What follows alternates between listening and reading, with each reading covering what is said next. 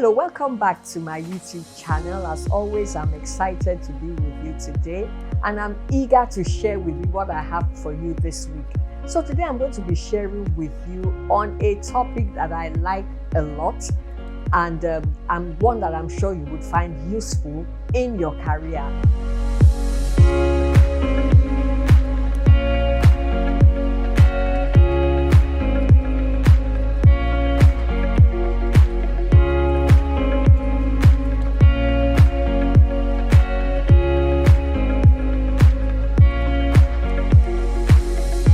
If you're in a workspace, a work environment, you know that conversations with your management, especially as you go higher in your profession, you would find that you have to have those conversations, or you need to make a presentation before the management, before the board, and all of that. Sometimes it can be daunting. Sometimes the mere fact that you're called to go maybe before the CEO or a COO or somebody high up there, can just set you off balance and make you a bit nervous. And what happens is that if you're not able to put yourself together, you may come off as a staff that is incompetent. And you want to ensure that anytime you're before or you need to talk with your management or to them or make a presentation to them, you're at your very best, because these are the decision makers. These are the ones that can decide to pull you up and ensure that you rise and get into those opportunities and those promotions that you want and so much desire and deserve. So I'm going to be sharing with you 7 things that you can do to ensure that your communication with your executives goes smoothly and it is effective. The number one thing you must not do is try to impress. Sometimes when you are talking with somebody that is your manager, is high up there, there's a tendency to want to impress, and then you're now bombarding them with all the mundane day-to-day activities that they don't care about and they don't have time for. So you need to be very conscious of that. You need to be conscious of the fact that these are busy people, and when you're talking to them, you need to go straight to the point, and you need to be talking at a strategic level, talking strategies, talking innovation, talking, you have to be forward thinking. You have to be coming up with ideas. You have to be proactive. You can't be talking about mundane day-to-day activities. So that's the first one. Number 2, have valuable content. So what do you want to share with them? What do you want to say? Ensure that you have data-driven industry insights, for instance, insights that can help, industry trends, innovative solutions, things that align with their goals and their objectives, that would make them want to listen to you, things that are value adding, things that are rich, content that is rich, and you're not just blabbering and just talking. And then number 3, you need to know your material. So you want to make a presentation to your management. Don't rely heavily on your slides, and you're always having to go back. Master it, practice it so that you can talk. If your slides can just be 1 word per point, it's okay, and talk to that thing. That way you're showing your expertise, you're showing that you're hands-on, you're showing your knowledge and your expertise concerning that subject, and you become more convincing. Think about the questions that they may ask you, likely things they may want to know. So ask yourself those questions, get somebody else to ask you, present in front of another person. You don't want to get it wrong, because sometimes you're not going to get a second chance to make a first impression. So that's the 3rd thing you need to do. Number 4 thing is that you need to show up confidently and speak with authority. Speak with confidence and with authority. So you're not going to go there shaking and afraid. No, you're going to be assertive. That's the word.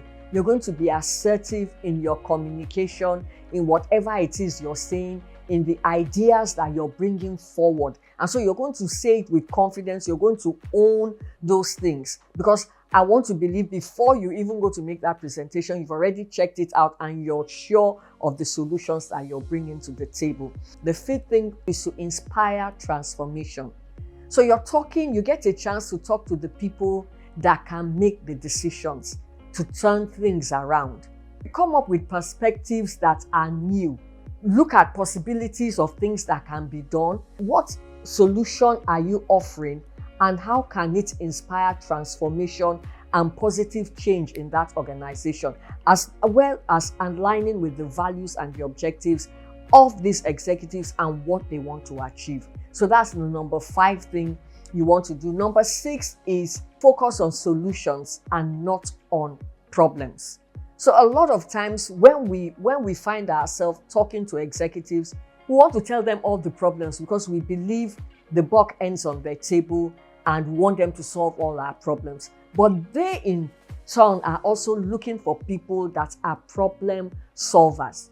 I remember some years back, I had a CEO that came in, and there was this program that my organization used to do. It was the biggest program, and there was a time, some point in my career, I was in charge of that program.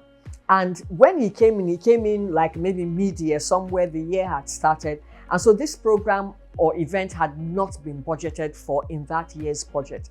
And so he called me one day to his office and he said he feels he wants to, bring up this program. He wants us to have it again, but there's no budget allocation for it. What do I think? Do I think it's possible? And I told him it's possible. And then I went ahead to tell him, I began to look beyond the challenge of there's no budget to how can we run this thing on the goodwill that we have, bringing in our partners and all of that.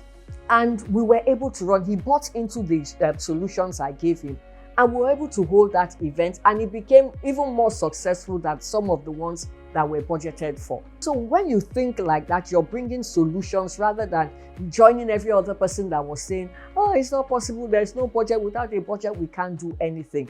And it makes you get noted that, okay, this person is a solution provider. Final thing you want to do when it comes to communicating effectively with executives is to communicate at their level. What are their priorities and their interests?